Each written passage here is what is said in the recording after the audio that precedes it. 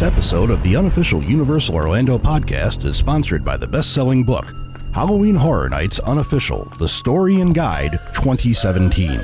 If you're brave enough to attend Universal Orlando's Halloween Horror Nights, you better believe you'll need a survival guide. Tracy, and head over to Amazon and pick up your copy now and get the stories behind the scares and never miss a trick. How are you both? Good. Good. Darrin? Covering the Universal Orlando Resort for 6 years, you are listening to the Unofficial Universal Orlando might have started that as well, I've started Christmas shopping. I want to do... Yeah. Yes.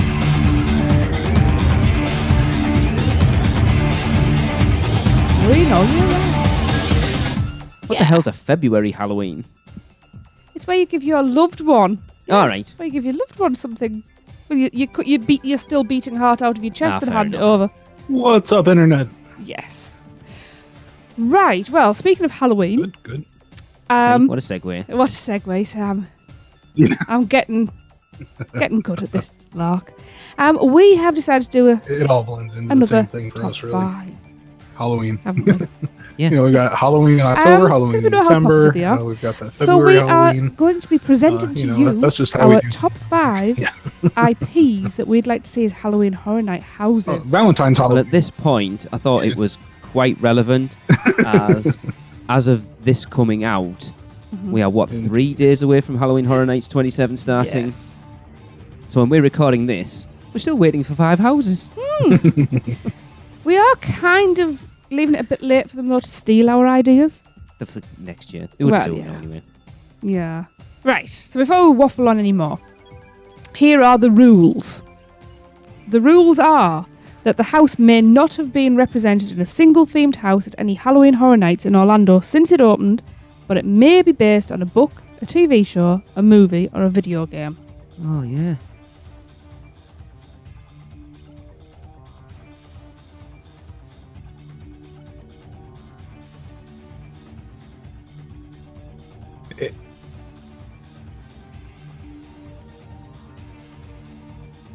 Yeah.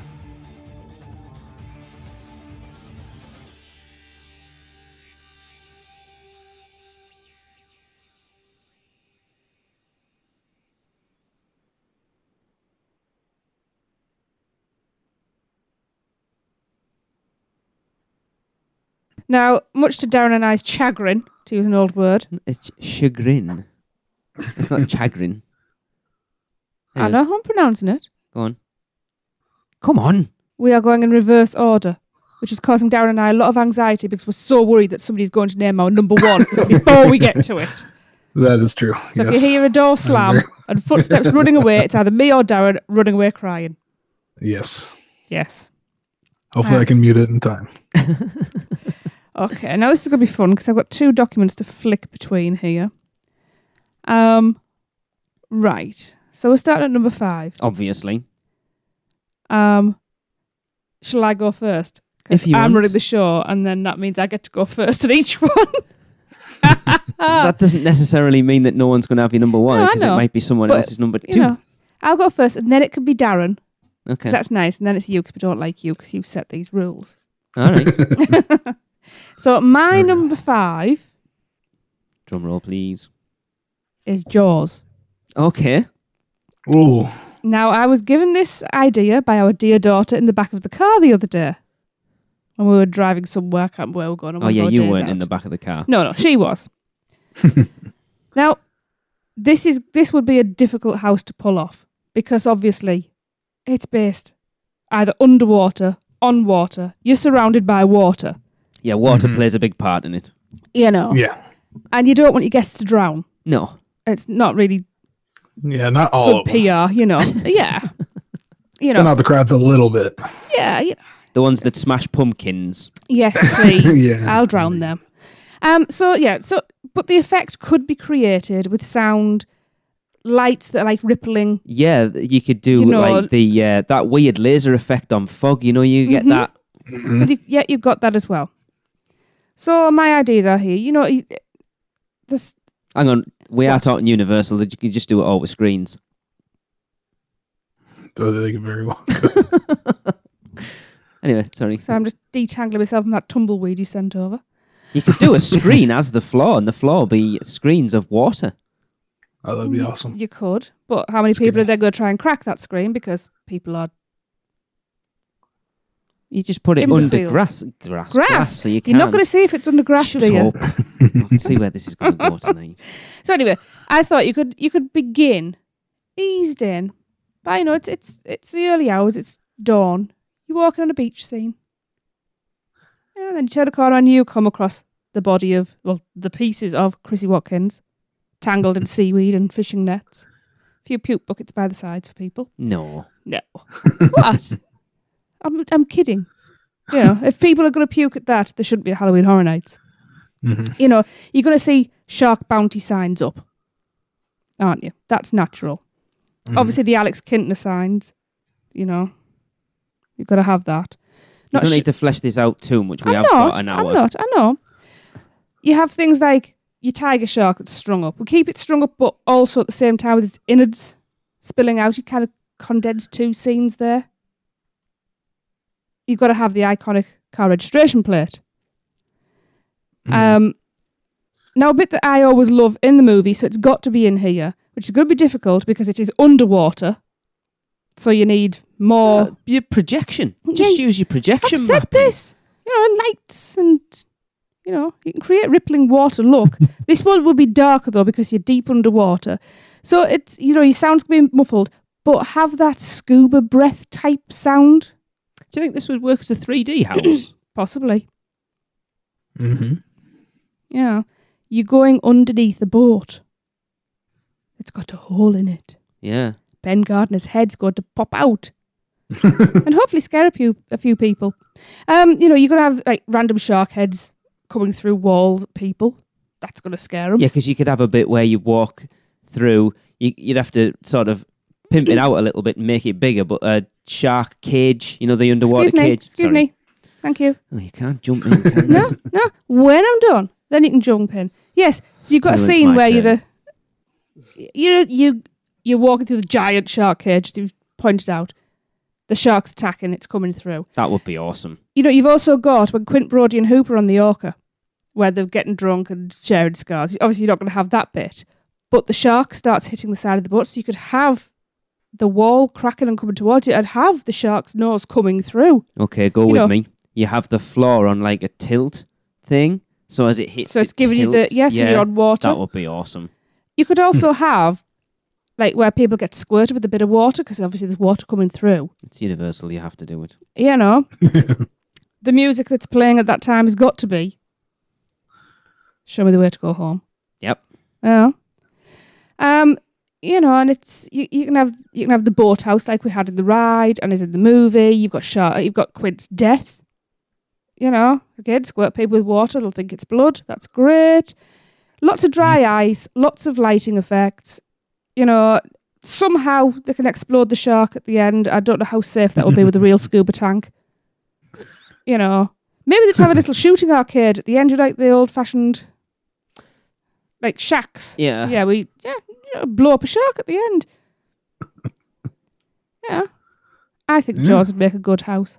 It would certainly give the creative team a challenge to come up with something that's very different from what they've done previously. Mm-hmm.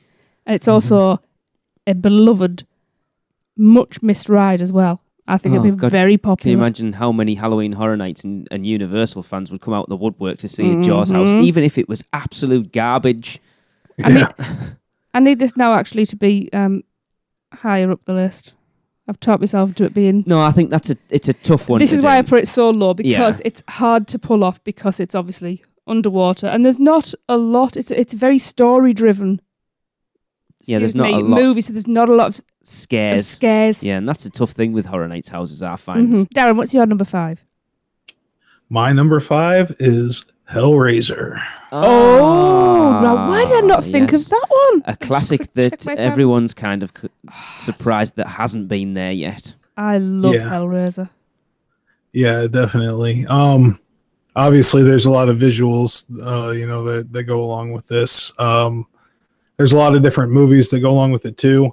I wouldn't want it to just follow one movie, I guess. I want it to be kind of like a best of all the scenes, as they go through, but just have that aesthetic.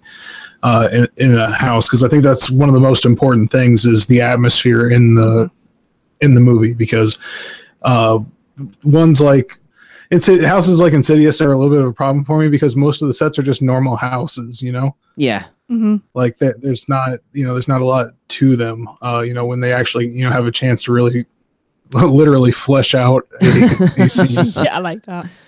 I think they can do an incredible job with it. So. Yes. And on top of that, the characters are incredible. It would be awesome to see in the houses as well. So yeah, especially like my mind. The one I think I've seen the first 3, and then maybe Hellraiser Bloodline, and then I lost interest. But the third one, especially the Cenobite in that, I think there's a guy with the CDs sticking out of his head and stuff. Oh, I have seen it then. Yeah, I was went to wondering cinema if to see that. Yeah, that would be. Because you could sell those little puzzle boxes as well as your merch that Always year. wanted I would one of have them. one of them. Oh yeah, and having a guy with no skin on, crawl towards you. But to be honest, as soon as you mentioned Hellraiser, I mean, I know Pinhead's usually what you first think of, but that's what you've just said there. The guy with no skin. That's the first image that came to mind. I think we need to watch them because I haven't seen them crawling towards you for such a long time. Yeah, I don't think I've seen Hellraiser 3 since it came out. I think we need to introduce the kids to them. I don't think Raymond will watch it. I think he'll throw up. Well, it'd be a very gory house. Very. Yes, you need that. Yeah. No, I'm on board with that one. Mine's an easy one. I had to have it in there. You can hear Darrin and I's hearts have just stopped while we're just waiting for you to speak. because it had to be in there, and it should have been there 2 years ago, but it wasn't. Scream. Oh, it's all right. I haven't got that one. Scream is still one of my... The first one of my favourite horror films of all time. Just to take...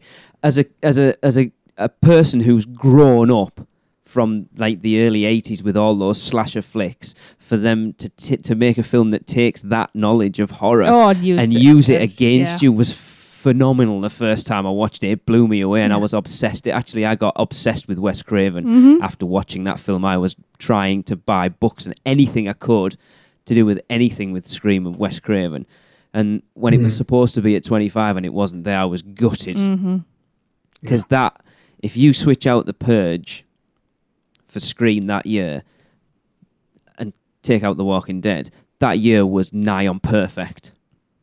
Yeah. Yeah. Perfect. I mean, even walking through it, because we knew that's what it was supposed to be, you were like, oh, look, there's the popcorn. There's Casey hanging from the tree. Yep. It was just so obvious. Who had a hairstyle change. She did. That was quite interesting. And so late on, that's what gets me as well. So late. We were there the last week. And the first time we went through it, it was quite obviously her. Yeah. And then when we went back through the RIP... She had a dark wig on. I don't understand why they waited I do. the last week because of us. They wanted us to see it so we could appreciate it, and then they swapped it back out. In fact, it had been dark wig the whole time. Just as soon as we arrived, they swapped it out for us going and seeing it. It's a bit strange, though, for them to do it so late on. Like, you'd think at that point, if they were going to do it, they would have done it. Maybe it was just an oversight. These things happen. They've got a lot going on. Seems a bit weird. It does. Very Ouch. true. But yeah, and I'd want it to focus very much on the first one rather than being a mashup of like 1, 2, 3, and 4. I like 2, 3's all right, 4's kind of... I thought they were really stretching it out by that point. But the first one, as I say, it's phenomenal. But the awkward thing is that it doesn't... when you look at Horror Nights houses, you're thinking of iconic locations. Obviously, you've got the house at the end. You could have the school. There's not a lot else, really. I seem to remember the electronic garage bit was still in there as well. Yeah. Obviously, the kitchen, the kitchen scene from the beginning and stuff, but there's not a lot of locations to add in it to make out Horror Nights house, but they obviously felt they had enough to do it. Yeah. Yeah. So, over to you, whoever's doing it now. Mike, Summer, he'll be listening. Tell Mike to pass it on to Patrick. Just get it back. We want Scream. There you go. That was an easy one. I had to put it in there because someone had to. Yeah. Yeah. Darrin. I figured somebody would. So. Yeah. Darrin, are you happy at the moment? Yes. Good. Yeah, I'm still relieved. Good. Right. On to number 4. Right. Mine's... Oh, I've just thought of another one. Mine's actually 2 different stories, but in the same house, because I wasn't... When I was writing them both out, I wasn't sure there was enough for a single house from both of them. And when people find out what I'm going to say, they're going to be screaming at the laptops or whatever they're listening on. So I'm going with Pan's Labyrinth and the Devil's Backbone. Awesome. So a Del Toro house, kinda. Yeah. So yes. a house. You only have to look, like Darrin said with Hellraiser. When you look at creating iconic, different places, you don't need to look any further than Del Toro. No. Oh, definitely. I'm a huge fan of his. So you're going to have a house of two halves, if you like. Somehow you. Which is the Devil's Backbone again? Is that the one with the school, the bomb in the middle of the yes. playground? If you'd like to let me speak, Sorry. darling. Thank you. So yes, so you would begin by, as you enter, there's got to be the noises and the oppressiveness of soldiers around. You're going to hear gunfire. You're going to hear shouting out. You're going to hear screams. Right? With me? Yeah. Mm-hmm. Good. Right. You're going to have the opportunity to enter the ancient labyrinth and be presented with your 3 tasks, which Ophelia was presented. Do you know, I've forgotten that film. I need to watch it again. You've got Pan the Faun, who's there to guide, and so you're going to have rooms you walk through where one could be you have to walk through the mouth of a giant toad because you've got to retrieve the key from the belly of it. So you go, let's go into the toad and find it. It can be all a bit squidgy and warm. Give it that warm, moist feeling because you're in a body. It will be. So maybe we somehow shrink down, or I'm not quite sure, but that's starting not mine. to sound like bloody Disney and Toy Story at No. the moment. You have to retrieve the dagger from the lair of the Pale Man. I couldn't remember what that was. Yeah, that is such a cool. Oh, he is amazing. He is so creepy, it's untrue. Yeah. So you're going to see that great feast. Obviously, in the film, it's Ophelia, it's a Pale Man. There's nobody else in the room, but you're going to need movement to keep people moving, to keep people interested. You're not just walking through. I don't necessarily know whether you do. Well, I'm thinking you have actors that are kind of dressed black so that you don't actually see them, but they're offering food, so plates of food are coming out because Ophelia's told you do not eat anything. Yeah. Mm-hmm. But we have lots of plates of grapes coming out because I think it's 2 grapes that she eats. I can't remember. That's what triggers him. So he's just sitting there, hands on the table, quite calm. She gets the dagger, but on her way, she's eating these grapes. Obviously, we're not going to see that scene, which is why I'm thinking of the plates of food being offered to you, because you're kind of Ophelia. Mm-hmm. We need to rush this along, by the way. We're already 25 minutes in. Okie dokie. Right. So obviously, somebody's going to have taken the grapes. The Pale Man's going to give chase. You've got to have a good scare. That could be an interactive part of it. If you have the guys, like you say, offering the grapes, to see if someone takes them, and that's what activates the guy playing the Pale Man. Yeah. I think I know a certain usher that would make a pretty awesome Pale Man. Oh, yes. Yes, indeed. Now, in the movie, there's her stepfather, Vidal, who is quite an evil person. Yes, he is. He could be there giving the jump scares, waving his gun or whatever they're going to allow him to have, because I'm not sure what the rules are nowadays about having weapons. I think they're back to okay again. Yeah. I think we've got the Purge this year, so I think so. Yeah. He's going to be an angry man. He's going to be loud. And you're going to hear a gunshot. You need to have a spiral staircase with basically red paint, blood spilling down it, because that's when Ophelia dies. And that's when Spoiler if you haven't seen it. Well, tough. You should have done. I'd forgotten. And this is when you're going to actually enter the underworld. And you're going to go into the Golden Throne Room where Ophelia is actually resurrected. Jeez, I don't remember as any her of this. true self, which is Princess Moana of the Underworld. And maybe you have one last scare. Maybe the Pale Man's going to jump out again. So we're going to leave that and somehow find our way at the Santa Lucia School for Orphans. You have your violent caretaker, Jacinto, who loiters around yelling and jumping out at guests. You're going to see, we know they can do these effects, you're going to see the ghost of a young boy wandering the grounds that you're currently walking through. Oh, yeah, they do that, the light thing like they did in 25 years. I was blown away by that. So that could be done right, that could be startling. You've got to walk past the diffused bomb. Now, I know it's diffused, but maybe it's ticking or smoking, for atmosphere. There are gold bars around because the school is holding the Republic's treasury. Mm-hmm. You have pickled fetuses in jars lining the walls. So maybe some of these could be moving about. They don't have to be dead, opening their eyes and things. So there's a big truck, which is used as a school truck, but obviously it's used to move these gold reserves around. That gets blown up. That gives you, your blasts of hot air and your dry ice, your smoke effects and all of that. Lots of red and yellow lighting effects going on. Where am I? If anybody's trapped inside it, I can't remember. You're going to hear their screams. You could have people writhing around, burnt and horrible. So if someone comes staggering towards you like that, you're going to recoil. And then, you're going to end up making your way to the basement where Jacinto actually killed the boy, Santi, whose ghost that you see. He's going to get stabbed and he's going to sink into the pond, into the pool of water where he put the young boy's body.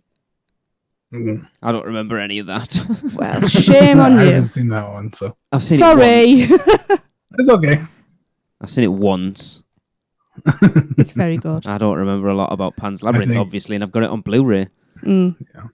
So yes, I think it's just awesome for visuals. So absolutely, this is the idea, and it's got the gore as well as a storyline, and it's creepy as hell. It's a very creepy house. Del Toro's very dark. And I love it. I know we still haven't seen... what was the one they did the other year? Crimson Peak, wasn't it? Yes, we haven't seen that. So that's my number 4. Darren. Well, after that, how do I follow that up? Number 4 was really hard for me because number 4 I wanted to leave for my comedy horror / slot. And I had a really hard time picking between the two, but I think I'm ending up with Killer Klowns from Outer Space. I've never seen it. I've never seen it. I'm out. No, that's what gave me my clown phobia. I have never seen it. And it's terrible. I have the most disturbing clowns. Yes, they do. Seen. And I think that they would just be awesome. I know it would be really easy for them to make this a 3D house, so I don't want them to do that. Yeah. Yeah. Because I want to be able to see those things in full detail, and I don't want cardboard sets for this one. I'd like to see full fleshed out set, and I want to see their ice cream truck and everything, from the movie. So, Lee, you haven't seen the movie? No, I can't comment. I have not seen it. And I'll just say I have mentally blocked most of this movie. I would say it's it's a comedy horror, but the clowns are really disturbing. Yes, I've seen the front cover, and yes, I can. Yeah, we need to watch it. So I think they did it on the Terror Tram in Hollywood a long time ago. Cool. I'd like to see it in a full house, and start off with some real scenes from the movies, and then do like they did with Exorcist and just break it down and let it go off the rails and go into the clown's world. Mm-hmm. Show us what it's like on their home planet.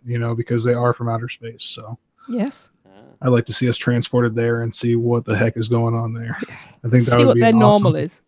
Yeah, I think that's an awesome way so the creative team can kind of put an original spin on it as well. And do you know what? I really like that idea. Yeah. Terrifying as it would be.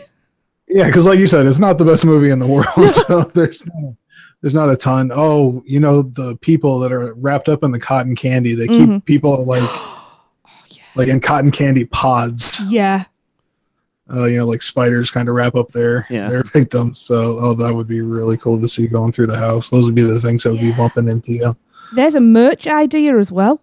Candy floss. Oh, yeah, with little faces in it. Yeah. Definitely. You have sugar mice. You could have a little sugar person wrapped in cotton candy. Yeah. Yeah. Oh, that's great. See, I should work for them. Yeah.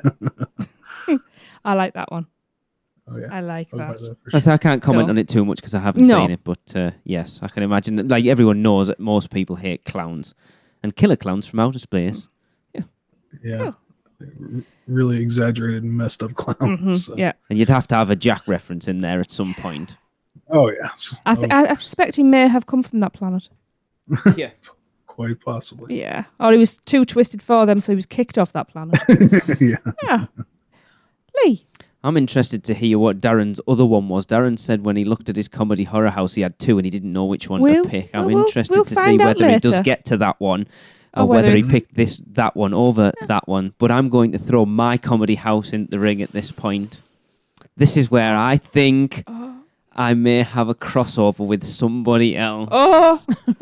Oh. Oh. But I went with Shaun of the Dead. Oh, thank God for that. Really? Oh, that was that. Okay.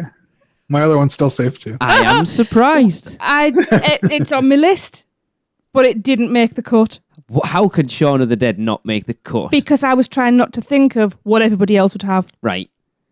Shaun of the Dead is the perfect combination of Man. comedy and horror because when it's funny, but when it's horror, it takes itself very seriously. It's a I love comedy that film. horror, unlike other horror comedies, because it is bloody gory and it is gruesome. And when it's showing you those bits, as a rule, it's quite serious. Like when It's quite realistic. what's his face gets pulled through the window at the end and they're ripping his guts out and stuff. I can't remember what he's called now. Him out of Black Books. Yeah.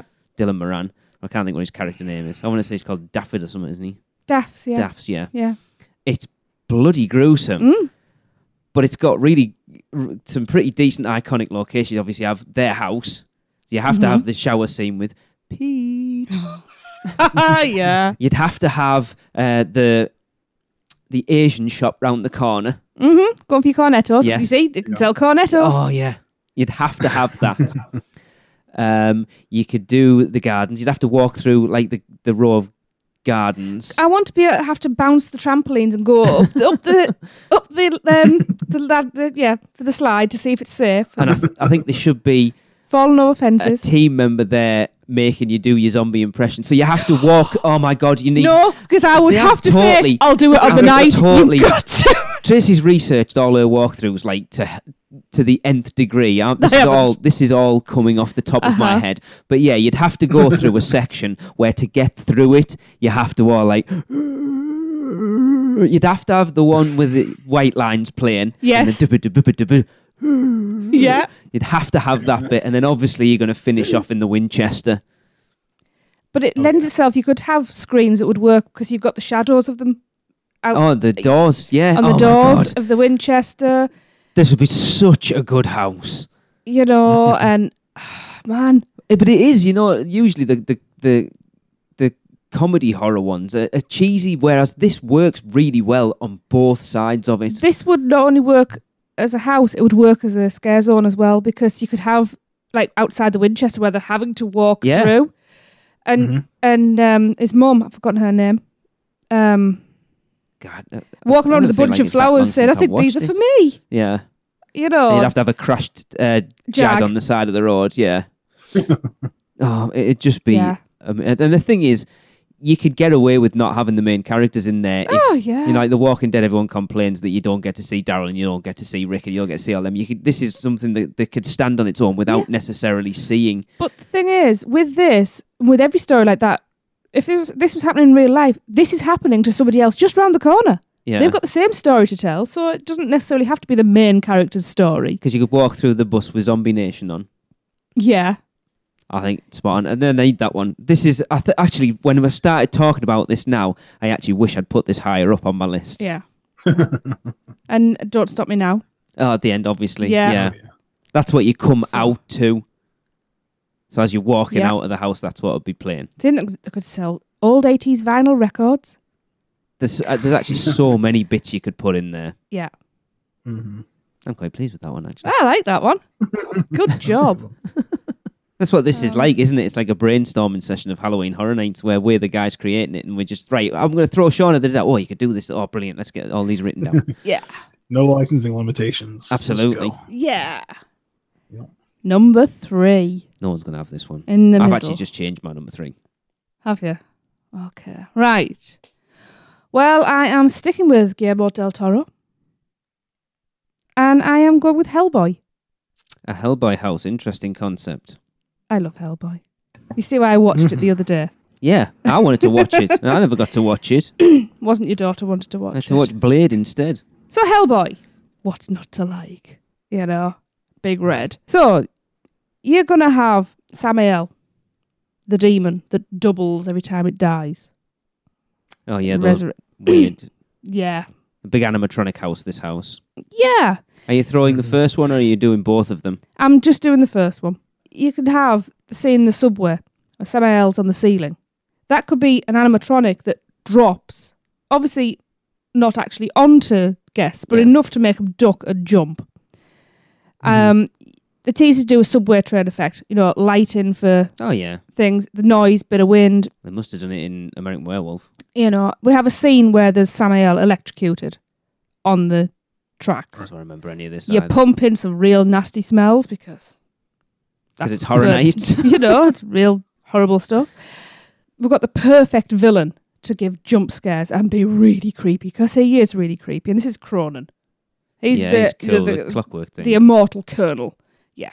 Dressed all in black, mask on. He's just, as bits have fallen off, he's replaced him. He's mainly sawdust. He's made of clockwork. He's got bits that awesome. You know, his arm clips in and he is really creepy. You know, there's the part with the abandoned subway shaft. Now I say shaft because the actual subway is still working because I jumped and went, hang on, I thought this was abandoned. Why has the subway train just gone past? Obviously, it's an offshoot corridor. I don't remember it. So again, more subway noises and lights and everything. This area will be dripping. It'll be dank. It's dark. It's just, there's rubble all over. It's horrible. There's going to be lots of echoes and wind and dry ice. This place leads you to Cronin's lair. So you're going to see the body parts he's working on the table. There's a furnace burning in the corner. Cronin himself's working away. The only way I can come up with doing this is having a giant screen depicting Abe diving into the murky green water. You do. To retrieve Samael's eggs. Where they're only little tiny things at the moment. But to Samael's attack. You would have ticking sounds because of the clockwork heart and everything to add to suspense. Another scene that I liked from this was Cronin's autopsy scene where he stopped his heart and laid down and they take his body away. This body's got no eyeballs. It's a scarred, emaciated body. It's got this clockwork heart. There's bits of stuffing hanging around him. You walk from that into the next scene, which is Cronin standing and staring, and he's under a rippling sheet of plastic. And that was quite chilling, I actually felt, for this film. You're going to have your apocalyptic wasteland. It's all red and orange lighting, clouds, storms, dry ice everywhere. This is when Hellboy is full horned. He's Anung Unrama. Oh, yeah. Yeah. I know it well. His full name. So, you know, but this is before he snaps his horns off and all goes back to being a bit nicer. You've got to have the talking corpse from the cemetery. Oh, God, Speaking in Russian. He is hilarious. Not supposed to be, but it's brilliant. I think he is. But here's a little nugget of information for you. That corpse was voiced by Guillermo del Toro. Awesome. Isn't that cool? So, you have to also have Rasputin's mausoleum. You're going to have gramophone Vera Lynn-style music playing. You've got Cronin's laughter ringing out around you. There's going to be fighting going on. And then Cronin gets impaled. And he's dropped onto these spikes. And a giant cog is dropped on top. So you're going to be obviously going to have a side view so you can see that. Or they could use the mirror effect where you look down and you could look down into the shaft. Mm-hmm. So he's got this giant cog on top of him. And then they've got the mature eggs of Samael at the end, which are bigger things, a bit like Alien. And then Liz goes blue and destroys it all. So they can work all that bit out. But there's so many visuals and colours and things that I think they could do this house quite well. Yeah. When I was thinking about this list, I always thought everyone automatically goes horror films But it doesn't necessarily have to be a horror film to make a good, scary house. No? Mm-hmm. It doesn't always have to be jump scares either. It does. It's Horror Nights. That's all they know how to do. What other scares are there, really? Or you could just lump this with the other two, just have a massive Del Toro house. Whatever. There you go. Darrin. My number 3. Chris Azell is listening. He'll be happy, I think, with this one because he and I talk about this a lot, I think. I know. Bioshock. There we go. Yeah, I'm happy. Yes. So Bioshock, quick rundown. Guy's on a plane crashes in the middle of the ocean. Don't spoil it. I'm still only so far into it. Okay, I'm not going to. Just setting it up. All right. And then he swims to an island that he sees there, right where his plane crashes. Enters in a doorway there, and it's kind of goes down in an elevator into the city of Rapture, which is an underwater city that was like envisioned to be like a perfect utopia. And as anything that was envisioned to be a perfect utopia goes, it didn't go right. And yeah, things went bad pretty quick, obviously.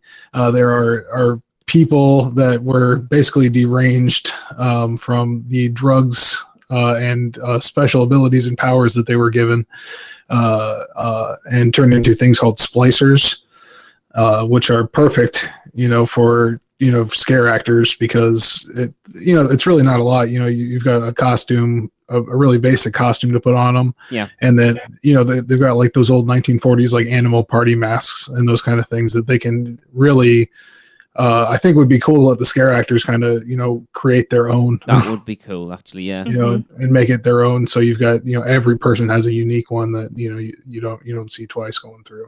That's actually a really good idea. Yeah. And then of course you've got the big daddies and little sisters, which are the big daddies are these gigantic things that look like they're in these, old timey diving suits. And they're a bitch to kill. Yes. They have a drill for an arm. They have a drill for an arm, and then they protect these things called little sisters, which are basically these little girls that got turned into like demons that go around with needles and draw out like life essence of corpses. So yeah, how that goes. Yes.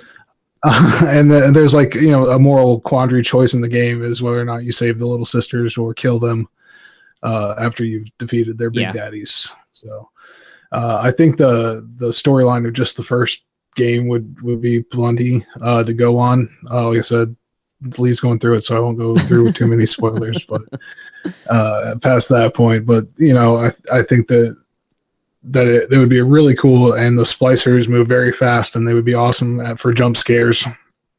The environment kind of lends itself perfectly to a Horror Nights environment because it's all corridors, and it's got that like old timey like Ayn Rand kind of like aesthetic and ideology going on down there. So it's very steampunk.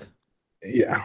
So you could do the thing with like the sort of tube corridors where you could, if you did it far enough away from where the guests are, you could have like the cracks in the glass, but like the water pouring into a trough to the side of where the guests walk through that you can't get to, so it still looks like it's leaking.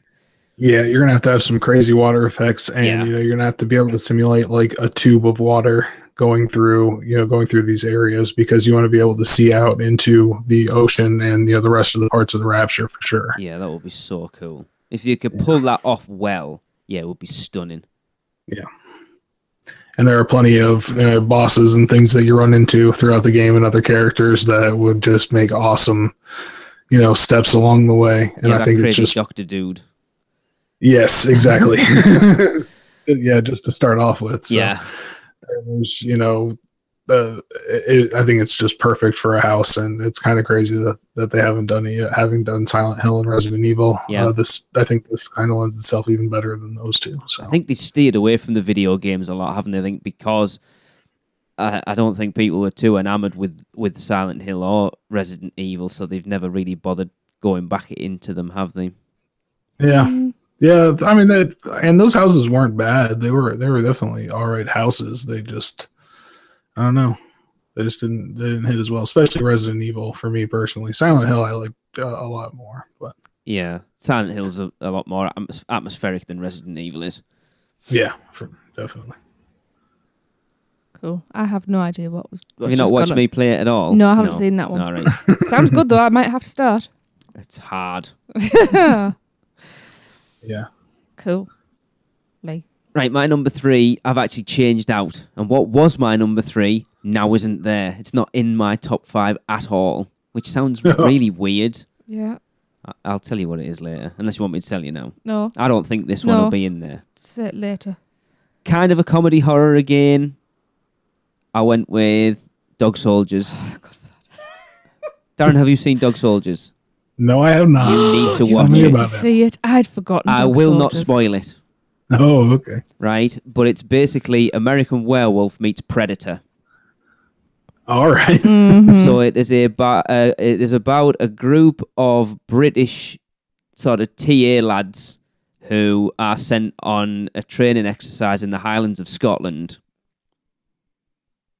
Unbeknownst to them, there is a special ops group up there who have been sent out there, kind of Alien, the way they are in Alien, where they're sent there to go and get one. They've been sent out there because there's werewolves. Oh, okay. Right? So then these group of misfit TAs who are up there awesome stumble across everything that's happened and end up in the middle of it. It's so cool. The werewolves, they're very different from American Werewolf, where American Werewolf is like a big wolf. These are more human. Mm-hmm. So they're about 8 feet tall, walk on the very hind human, legs. Then. Yeah. You know what I mean, though? Yes, the more bipedal and what's the word I'm looking for? Humanoid. No. I don't. No, I don't know. Doesn't matter. Anthropomorphic. There you go. I knew that was a word. I was going to say that, but I thought that was too big a word. You won't know what that's that means. Word. But I think would work really, really well because you've got the soldiers in there with guns who are running about scaring the crap out of people. There's at least half a dozen of those werewolves in there as well. And it's dark. You've got the barn scene. You've got the truck. I don't want to spoil it. Darrin, you need to watch it. It's awesome. Darrin, have you seen The Descent? Yes. Right, by the same director. Mm-hmm. It was the film he did before The Descent. Oh, so okay. if you like that, you will like that. Oh, it's brilliant. Definitely. Or I think it's a bit more of a. The Descent takes itself a bit more serious than Dog Soldiers does. Dog Soldiers is definitely a comedy. It is on the very list. dark comedy. Yeah, but it's very northern British. It is. So it speaks to us very much. But I think as a house, it would be really cool. Yes, I absolutely agree. Yes. I can't believe I forgot that. No, as well. I can't, and that's why I threw it in You've there. been looking, haven't you? I did. Oh, no, I haven't. We couldn't haven't have got done it. You got rid of it. I put it this way, right? My number 3 was Ghostbusters. I just said, tell us afterwards. Oh, I've told you now. It doesn't matter. It was Ghostbusters, and I kind of went. Oh man, that was my number 1. It's a bit naff, really. It's Did you just say just kidding, Darrin? Yeah.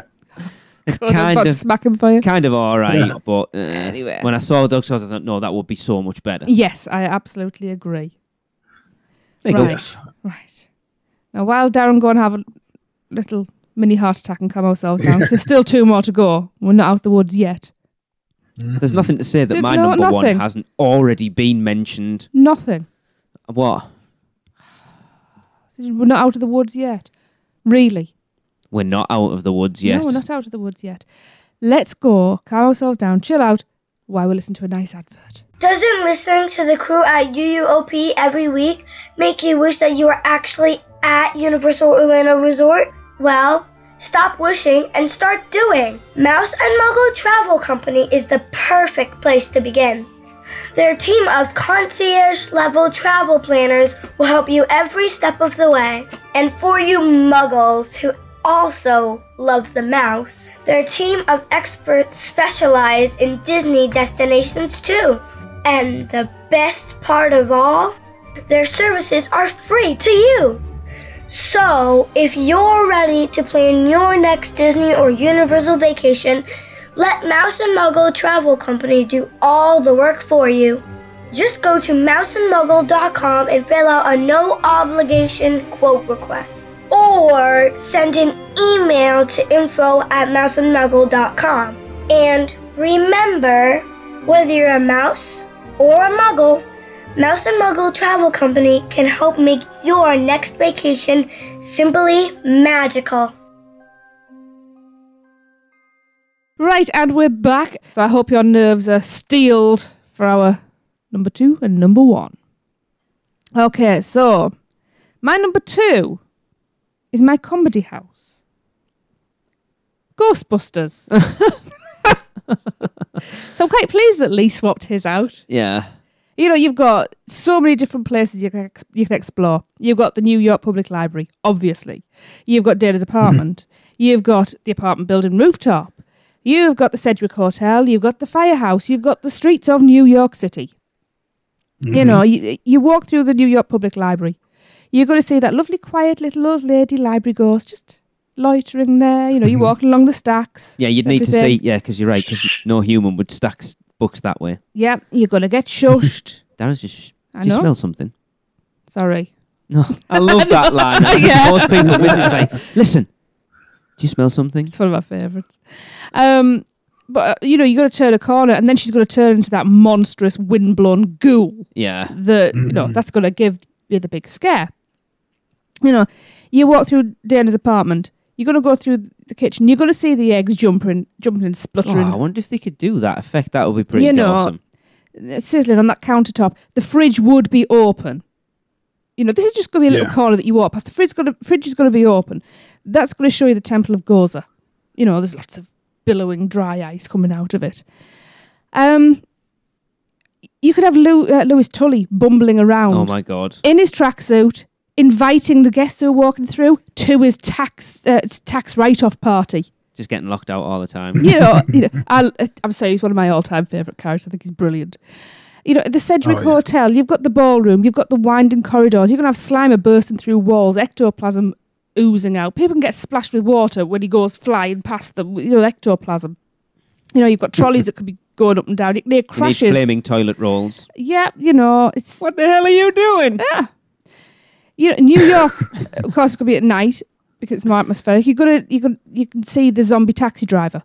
Yeah. Perhaps you have a car there that's going to come, like, as if it's driving at the guests walking through.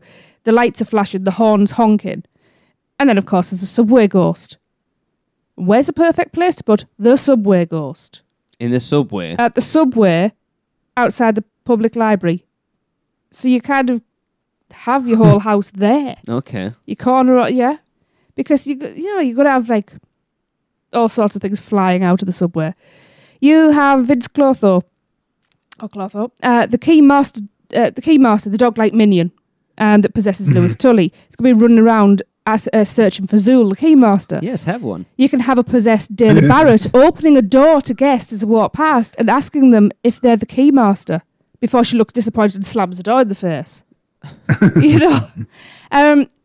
That also leads to the scene where Dana struck Zool is levitating. Yes, you'd have to have that scene. But then that begs a question. Do you then add the scene with Ray's dream ghost? No, I still don't think that should ever have made the final cut of that film. I think it's funny. Now, not forgetting, just having a walk through the firehouse. Now, who wouldn't want to do that? You'd have to. You have to have that. Within the name of love. Whoa. Playing on. And a Twinkie. Tell me about the Twinkie. Optional fire pole pathway. Oh, that would be cool. That's a good idea. Then you got the apartment. You have to take a sobriety test. Yeah. Before you go in. Yeah. You just drop through the hole. Then you've got the apartment building rooftop, which is transformed into the Temple of Goza. So it's all mood lighting and dry ice with Vince, Zool, and Goza. They've done it before. You know, plus the Ghostbusters, it's this big face-off. You know, you're going to end with the Stay Puft Marshmallow Man terrorising New York and being destroyed. And that's where the roasted marshmallow smells pumped in, and guests have to wade through foam to exit. Perfect. And they've done foam before because they've done it in one of the scare zones. When it was in Ireland, it was Treeks and Foons, I do believe. Yeah. So, Ghostbusters. I'm glad I took it out now, though. But yes, because I did a much better job. Well, yeah, because I would have just done it all off the top of my head. See? Well, I did that one off the top of my head. Yeah, I'm surprised they've never done that one before, because they've obviously had the relationship with them. Was it Columbia? Paramount, which is the Statue of Liberty one. Is it Columbia? Columbia. Yeah, I think. Anyway, so they've obviously had a relationship with them to do it in the park before, so I'm surprised it's one they've never revisited. Yeah. Yeah. Or even like the new one. I'm surprised they haven't at least poked their nose into that one. I didn't mind it. Who knows? Okay. Darrin. Okay. My number 2 is a new unique use for glasses in a house. Go on. Anybody know where I'm getting that? Okay. It's a movie from, when did this movie come out? 1988. It's featured in a very small part of the park right now. Glasses? The glasses let you see the world in a different way. And the movie is called They Live with Roddy Piper. Do you know, I've never seen it. No? No. Yeah, I saw it. It's been a long time since I saw it, but just itself as a theme for the house, it would be a really interesting concept, just to use, because I know it's pretty easy to use filters in the glasses, just to allow you to see, a certain kind of paint on a person or on the sets. And basically what the glasses let you see are the aliens that are trying to take over the world. Right. So like it lets you also see the subliminal messages behind advertisement and stuff like that. So this house would be unique in that you're constantly going to be taking the glasses on and off throughout the house, because you're going to want to see the set as it looks normally and then what it looks like with the glasses on. Interesting.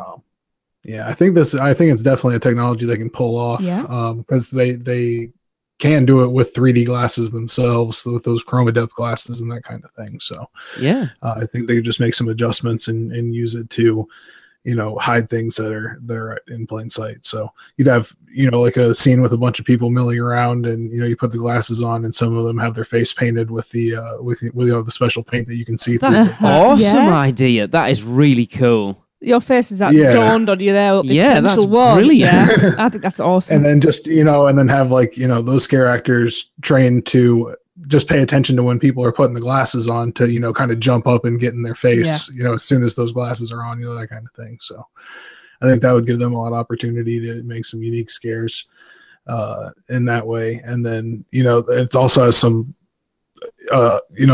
a lot of possibility for some really big sets, because Times Square is in the movie and that kind of thing. So, okay. Because it goes through Times Square and you see all the advertisements, the billboards and everything, and then you puts the glasses on and they're all like, obey, follow the rules, do as you're told. So, it's a really iconic set there. Yeah. And somewhat very different. Yeah, and not at all, aligned with current political climates in the United States. But anyway. No, I like that. Not even having seen the film, it just it sounds really cool and dead easy to do, like you say. Mm-hmm. Yeah. I love that. I've just changed my number 1, by the way. Oh, I have to.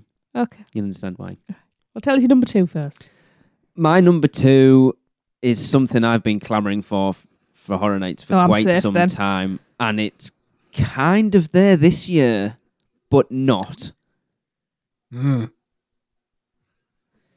My number 2 is Evil Dead 2. I should have guessed. You should have guessed, because I've mentioned it all the time. Actually, if I'd thought about it, I would have actually probably put that as your number 1. It was originally, but I decided to change it just because of Ash vs. Evil Dead being there this year. Mm-hmm. Right. Again, another comedy horror, but I think for all it doesn't have a lot of iconic locations, you could still do enough justice in it, because the logistics of that cabin are just, it's like the TARDIS, right? Because it's tiny. Yeah, when that head, whatever it is, the Evil Dead is flying through the house. It goes for about that noise going behind you the whole time. It goes for about 4 miles. It's like, where are all these rooms? So obviously you've got the woods. You can have the knackered bridge. Yes. I want to see the bit when he flies out of the cabin and hits the tree and then wakes up in the puddle and his eyes are, he's all turned zombie. Mm-hmm. I want to see that because that's cool. I love that effect in there. Obviously, that. I want to see the mirror. I want to see the mirror effect when it's like, I'm fine. And the other Ash jumps out and goes, "You're not fine. We just cut up our girlfriend with a chainsaw." You've obviously got to have. I love this film so much. Really? You've got to have the trapdoor into the basement. Swallow your soul. Swallow your soul. Swallow this. You have to have that. Yeah. Obviously, the basement itself, the hand, you'd have to have the animatronic hand. What I love about that is when he puts it under the bucket and he puts the books on the top on the top is Farewell to Arms, which always makes me laugh. And then you obviously end it in the basement. You can have the tree head thing, whatever. Do the rape scene if you want. Don't necessarily need it. No. But whatever. You got the car in there somewhere. They've kind of already done, because they did the Evil Dead, the remake, which was garbage in my opinion. It was just shock for shock's sake. Yeah. And then you could end it if you wanted to with your Ash character stood on with everyone praying to the god that is Ash. Yeah. But yeah, it would be so cool. Yeah. Yep, I agree. They should do it like it is in the movie too, like because that movie's kind of like a transition between Evil Dead, which was I think felt like it was trying to be more serious, like a more serious horror movie, and then into Army of Darkness, which is all full out camp. Yeah. This one's kind of like transitions halfway through that. So I would like the house to be like that too. Like it first starts off like real serious and like and gory, and then just like you're like a turning point happens. Yeah. And by the end, it just gets goofier and goofier. I think that's pretty great. I remember I'd obviously just thought there you'd need the bit when, because obviously he chops his girlfriend's head off with a shovel, doesn't he? And he buries her in the thing and she's dancing around. You'd have to do that. And then when he goes in to the shed looking for the chainsaw and then the body comes in and he ends up whacking it with the crowbar or whatever it is and it's like stuck in its neck on. I watched that with my dad, right? And it got to that bit and he just went, "This is sick, I can't watch this." Just and that's as far as he got. Oh man! Oh man, I can imagine saying that. Yeah, it's like, what's the point in this? I'm not watching this. Fair enough. Whatever, turn it off. But there you go. I was going to say, because you got all the woods around as well, they could stretch that bit out as much as they would, because they're very good at doing indoor scenes. You'd need to outdoor scenes. You know what I'm saying? The song as well. The "Daddy's gonna buy you a mockingbird," playing all creepy like the one in Insidious. Yeah, yeah. It'd be so cool. Yeah. I think that's a good choice. But I don't think we'll ever see it. I think the fact that we've seen the Evil Dead remake and the fact that we've seen Ash versus Evil Dead this year Yeah, no, I agree. So there you go. Awesome. Right. Again, I've just changed my number one. Okie dokie. Right. Number one. Darrin, are you ready? Yes. You are. You still happy? Yes, still happy so far. Yes. I don't think I'm going to upset anybody with this. But anybody that knows me is not going to be surprised that this is my number one. Lee's looking really confused. Yeah, now I probably should know. Yep, would have thought so. My number one, it's another kind of comedy house, actually. But I love this film so much. Hocus Pocus. Oh, what? It's a Disney thing. I don't give a monkeys. Hocus Pocus is awesome. It's a Disney thing. I don't care. It lends itself so well to this sort of thing. Right? It's All Hallows Eve. You have the iconic Sanderson Sisters cottage. It's now a museum. Mm-hmm. So you're going to go in. It's going to be like your little chain bits roped off, which is great because that stops actual guests destroying sets. You've got kids trick-or-treating. Here, kid, you're going to go into the cottage. You can hear your kids outside trick-or-treating. You're going to walk past tables that are laden with jars and bottles. There's a black cat curled up on a rocking chair. There's a spell book. There's a large cauldron hanging over a fireplace. A large candle stands alone on a tall candlestick. Then suddenly, the candle flickers to life with a large black flame.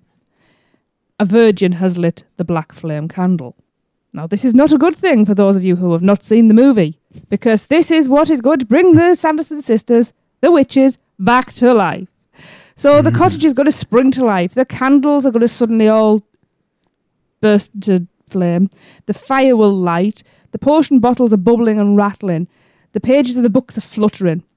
The spell book's eye opens and looks around. Because, of course, all spell books have eyes. And the cat's going to yowl and hiss as the Sanderson sisters are resurrected and appear.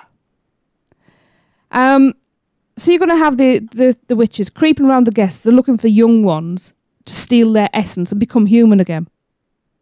We've got Winifred. She's calculating and intense. You've got Mary, who's giggly and a little bit spaced. And then there's Sarah, who's bouncy, big-boobed, and very excitable. So you've got partying adults who've just left their kids to go trick-or-treating in the streets by themselves. The adults all go off to a party. They're bewitched to dance until they die. So you could have a room where you're walking through what's essentially a rave. Your senses are assaulted with music. You know, it's loud music. There's dry ice. There's strobes. There's dancing people all around you. Then we have Billy Butcherson, who was Winifred's lover, long deceased. He's reanimated as a zombie, and you see him digging his way out of the grave. His mouth stitched closed to stop him talking, so he's going to be miming a lot and getting in people's faces. Now, he was played by Doug Jones. So you can imagine another link. So you can imagine the kind of animated character that would be. Yes? Mm-hmm. Yeah. Now the kids realise that they have to kill these witches. They have to die before dawn, so they can't actually stay resurrected. They get lured to a school where they're trapped in a kiln. And the kids think they've got rid of them. But the sisters are revived once again when the spell book is actually opened. So, you know, you've got all of this that can go on. There are kids that are kidnapped and put into these oversized bird cages. So you could have actors sat up there, legs and arms hanging out, calling out for help. And Sarah Sanderson, the youngest, I think she's the youngest witch, she has a siren song that can be playing. And this is to lure the children, which are the guests, to the cottage so their youthful essence can be harvested. Okay. They just breathe in front of them. Mm-hmm. Yes. You're going to have a cemetery scene. The cemetery scene where Billy turns on Winifred. You know, he cuts open his stitches and just starts on her. The cat that I mentioned earlier is mortally wounded, but the cat is actually not a cat. The cat is a boy. Salem. Oh, no, that's... You know, you've got to see the sunrise. Yeah. Yes. I'm just giving him a special salute. The sun rises, the witches disintegrate, and you're going to see then the ghost of Thackeray, which is the cat, but now in his human form, ghost form, and his sister Emily. If you've seen the film, you know what this is. And they're reunited, and Billy's going to dig his way back into his grave. You know, there's plenty of music in the film that can be piped through. Visually, there's just so much in the film. If you haven't seen it, you're not going to get it. But I love this, and this is something that I would love to see. Oh, that's what it's all about. You know, there are places where you can get little jump scares. But it's just so detailed, and so I just think it's so well themed already. And Disney. I couldn't give a crap. You did not specify, not Disney. You wrote the rules. You omitted that fact. Deal with it. I didn't think I had to say that. Anyway, that's mine. Nice. Darren. Okay. On the completely other different hand, I went with the most gory, most messed up, most twisted movie I think I've ever seen in my life. Oh, please don't say it. My Little Pony. Lord of Illusions. I've never heard of it. That? By Clive Barker. Really? Okay. Yes. Basically, it's about this like cult leader that leads this like satanic crazy cult in the middle of the Mojave Desert, and they're in this like crazy, really twisted house. You know, it's all messed up. It's a great environment for a house as well, because it's like just like sinew, blood stuff, you know, all over the walls and everything, you know, crazy cult writing. But the thing about him is he's actually magic. You know, he actually can use magic against his enemies and that kind of thing. So you have a lot of opportunity for some really cool effects in the house. And the way the movie starts out is some people that used to be cult members kind of descend upon the place while they're doing this ritual, and they capture the cult leader Nix, and they put like an iron mask on him, and they bury him underground, so that that's like the only way to like stop him from what he's doing, basically. But it doesn't kill him, because 13 years later he is dug back up, and everything starts over again. And just if you look it up and just look at the images, the visuals from the movie, I think you'll understand why this is going to be would be an incredible house. And meanwhile, it also involves a lot of like magic, and that kind of thing too, like stage magic and that kind of thing as well. So interesting. It's hard to explain, because I don't want to give out too much of the movie, and I will if I do. So yeah, I've never heard of it. Sounds interesting though. And who's in it, Darrin? Really? Oh geez, Scott Bakula, Kevin J. O'Connor. Those are like the big ones. Mm-hmm. No, I heard that one. No. Came out in 95, I think. Very interesting. Yeah. Really? No. Oh, yeah. wow. No, I hope somebody else has seen this. I'm sure somebody they will have. Yeah. Plenty of horror aficionados out there that will be going. We'll get messages. I can't believe that you two haven't seen this film or even heard of it. Maybe it just didn't make it to the northeast. Maybe not. Yeah. Maybe, but like I'm saying, the images, the scenes, the sets, it's just incredible. You got to look it up and see what it looks like. So, It sounds interesting, and I think that would make a great house. I guess this is a case of we probably should have shared these ahead of time so that you guys. No. That's nice to hear things that you haven't heard of, because that's something I'll be looking up now. Mm-hmm. Yeah, cool. Go on then.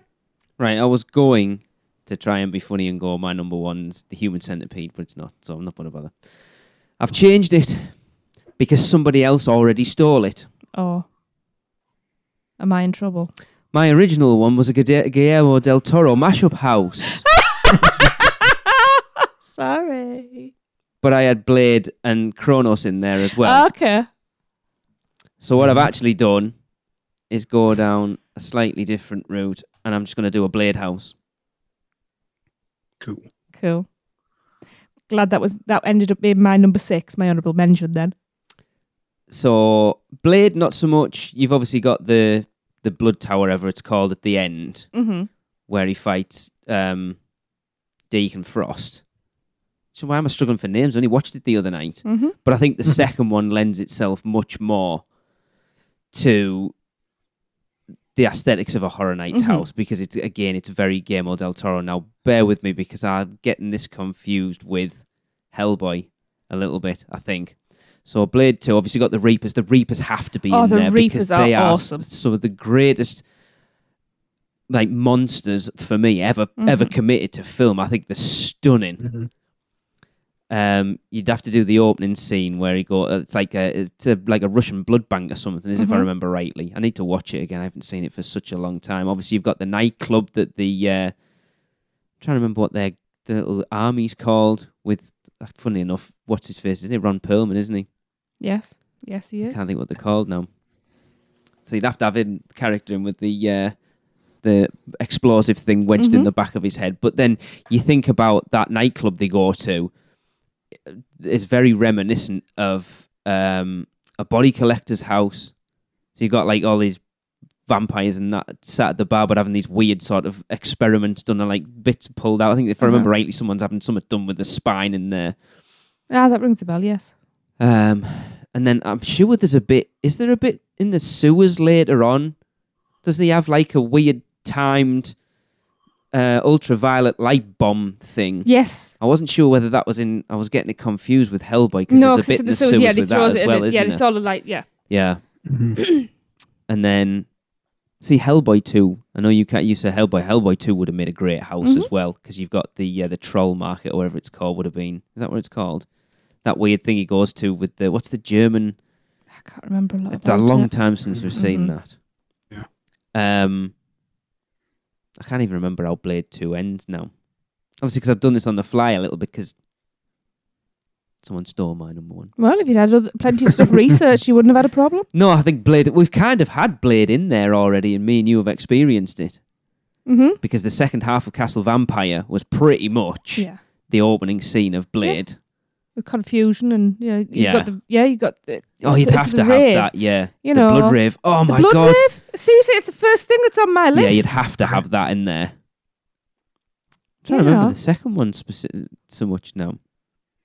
I can't remember where it finishes. See, something I came up with for Blade was obviously the ultraviolet lights hurt them, so you could have ultraviolet lights moving about, and the actors would have to know the sequence, and they have to stay out of those lights. Or react if they get hit by it. Or react if they get... Yeah, and I've got that down here. But yeah, because you could have, if you're going off the first one, you have the room with all the pages from the... I can't remember what it's called now, but the Vampire Bible. There's something of Erebus. Yeah, and obviously, I've been... the Book of Erebus. That big fat thing. Pearl, yeah. That is just... that. It doesn't... It's weird. Yeah. I just have to go suck my teeth a bit and just ride that bit. That's why the second one is much better, because it takes itself a bit more serious. Because obviously you'd have to have Blade's hideout with you could have the bank of lights on the side where he fights Cat out of Red Dwarf, Danny John Jules. You see, with that, I thought of a way of seeing Blade, and as I was doing the first one, Whistler's Lair. You could walk across a gantry, looking down, because if you look, there are walkways above. But they could use the mirror technology where it's all the same. You'd see the reflection to give that depth. Mm-hmm. I wouldn't have Blade Trinity in there because I think it's an absolute pile of dog. But you've got to have Blade's 68 Charger. Oh yeah, in there with the UV lights. Again, it's another thing. You could have the revving car, the front end of the car coming out towards the guests, horn blaring and what have you. Here's an idea. Have you have face paint and stuff going on in the parks. Have the neck lift tattoos, just transfers. That would be on the back of people's necks, and they could actually, and you can get checked to see if you're a familiar when you're in the house. That would be pretty awesome, even though they're not allowed to touch you. But that would be cool. No, but they could say, "Show me your neck." They can speak to you. I'm going to throw this out. Then this is the first house that they're allowed to touch you in. I think it's about time Universal overstepped that mark a little bit. Well, it's funny because I was thinking they could do, well, they're not going to, but they should do a couple of nights where you pay a bit more and it's more extreme, and you could sign up for either just being touched, or you could sign up for a bit more where, I don't know, you carry something in your pocket, RFID thing, so you can be, so they know who you are, and you can actually be dragged off. So, yeah. So I'd pay money for that extra experience. Or at least do more things like they did in The Purge, where they have sort of stooges in there. Yeah. Because I thought that blew me away. Because I've never seen that done in a house before. And then to see it at Horror Nights was like, wow. Yeah.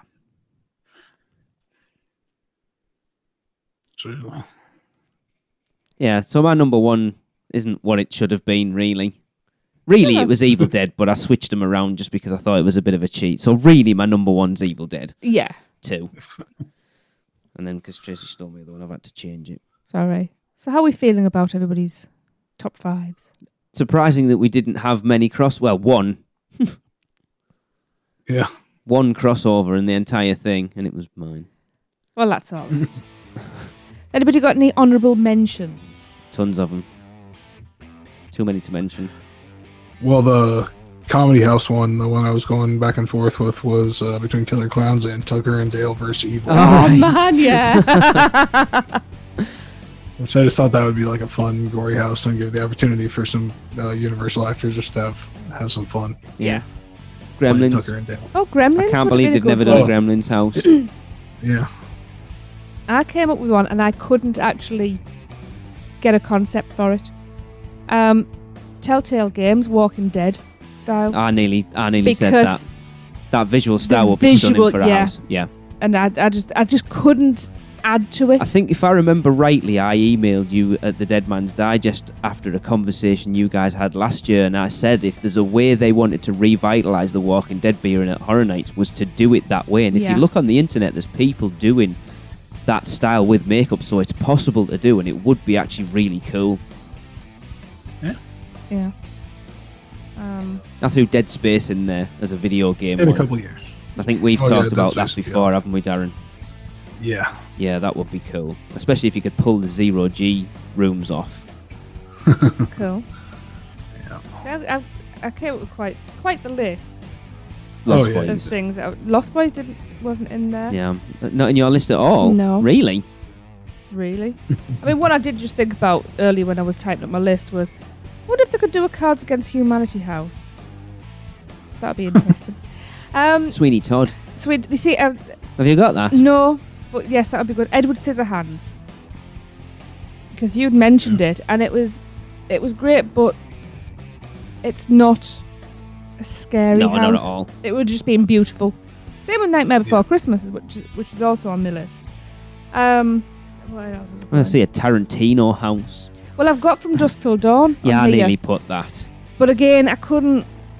Because it's a long film and the build up to the final scene. Really, it's all the scares are based in the last quarter of the film. Yeah.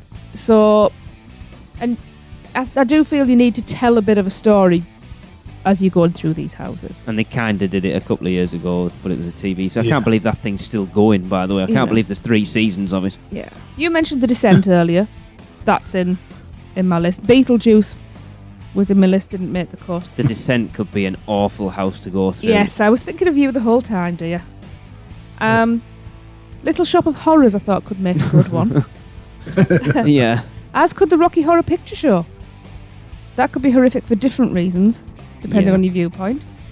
The Island of Dr. Moreau. Never seen it. I've read the book a long time ago. And it's, interesting. Lots of experiments and stuff like that. I did think about A Clockwork Orange. But then I wasn't comfortable with some of the scenes that would have been in that. No. Cape Fear could be good. Original or the remake. And I thought of another crossover of Arachnophobia and Eight-Legged Freaks. Oh, God. Who plenty of people are scared of spiders. Yeah, but Eight-Legged Freaks is terrible. Yeah, but that's to kind of like take the edge off a bit. One that actually got a big thumbs up from Raymond was Scooby-Doo and the Abominable Snowman. What? I think that'd be awesome. A Scooby-Doo house. Yeah, I do. That was really good, that one. Yeah, that's about it. I mean, if you wanted a real horror house, you could go with the Justin Bieber house, but... yeah, no. On Final Destination, but... Yeah, I thought about that, but it's difficult. Too many elements, I think, with that. No, visually, it'd be really good because it's all about the deaths, but there's not really any scares in it. Oh, and if you wanted to be really, really confused, a Twin Peaks house. Yeah. But, there's only so much your brain can take. But cool. I think that went quite well. Bit long.